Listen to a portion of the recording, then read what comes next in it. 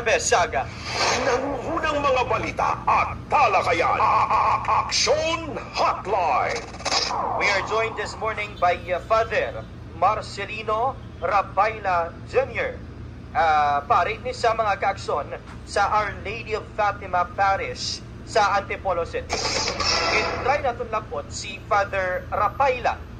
Kaya may tugda ni si Father Rapaila sa nagakatabo subong nga feud that flags on social media sa tunga ni Carlos Yulo kag sang iya iloy nga si Angelica. Family feud kung ang hambang pabla sa TV pagkatawgon. Kay man, hindi bala sa naandan bala naton, especially kung we try to trace back sa aton katigulangan, hindi manami nga mabatian nga ang iloy ginabae sang iyang bata kag may exchange pa sang hindi manami nga mga tinaga. That is just far away from the norms of the Filipino culture. Karon, si Father Rapaila, taga Cebu ni si Father, pero na-base sa Antipolo City, may tugda parte dire.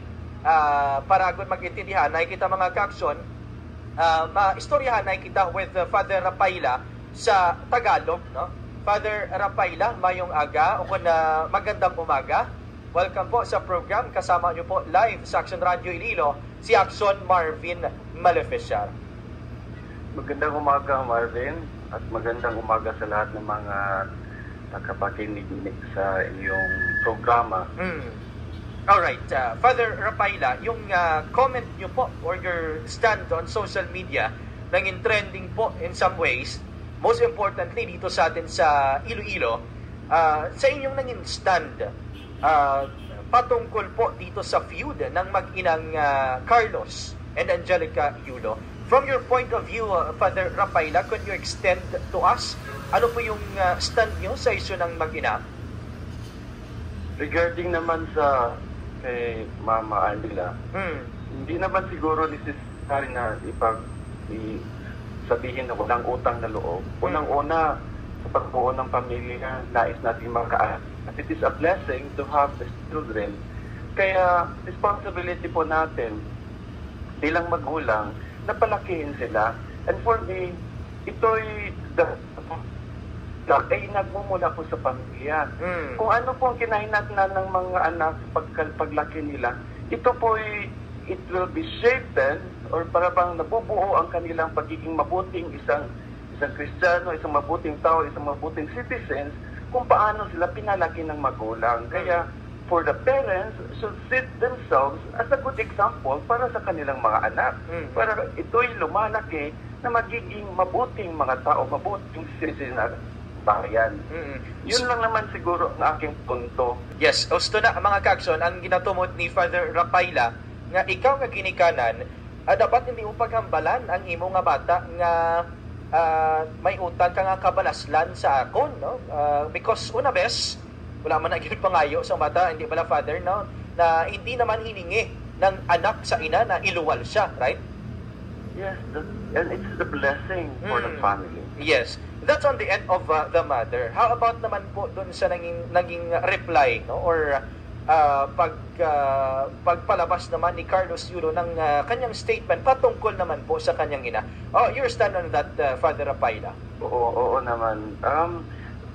Siyempre, may kung sasabihin natin no, na yung mga reaction ng mga tao, mayroon sarili silang opinion. Pero para naman kay Carlos, kahit hindi ko siya nakilala, pero sa sitwasyon na yan, merong pagdamdaman isang bata dahil hindi yan naranasan yung suporta ng isang magulang. Supposedly, the first fans or the first supporter ng kanyang anak, being a national athlete, is ang magulang.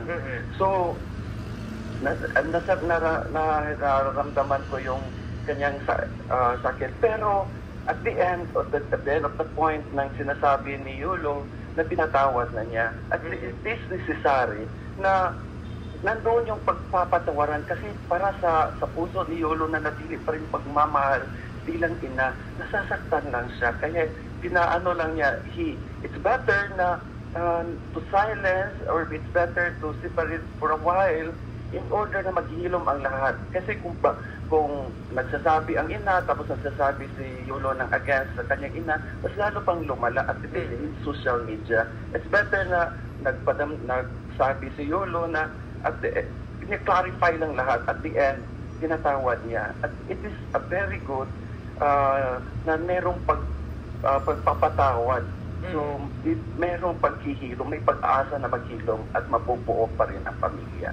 With this realization, Father Rapayla, we come up to the question na who is good and what is good?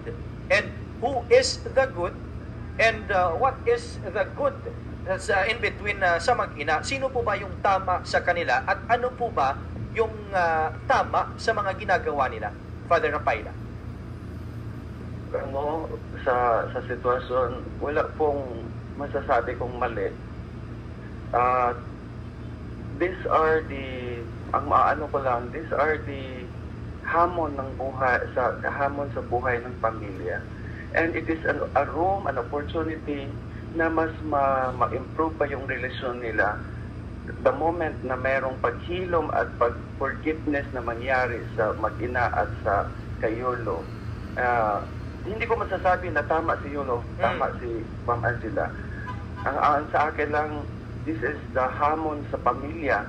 At kung tugunan nila ang patawad, kung tugunan nila that there is a reconciliation of the family, this is an improvement na mas malalo pang mas strengthen ang kanilang relasyon.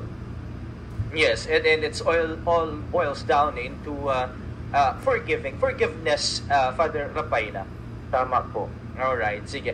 Father Rapayla, thank you so much po sa oras na ibinigay nyo sa amin dito sa Action Radio Iloilo. Wala nang anuman naman. Alright, pleasure po. Sige. Father Marcelino Rapayla Jr., ang pari, mga ka-action from Our Lady of Fatima Parish sa Antipolo City.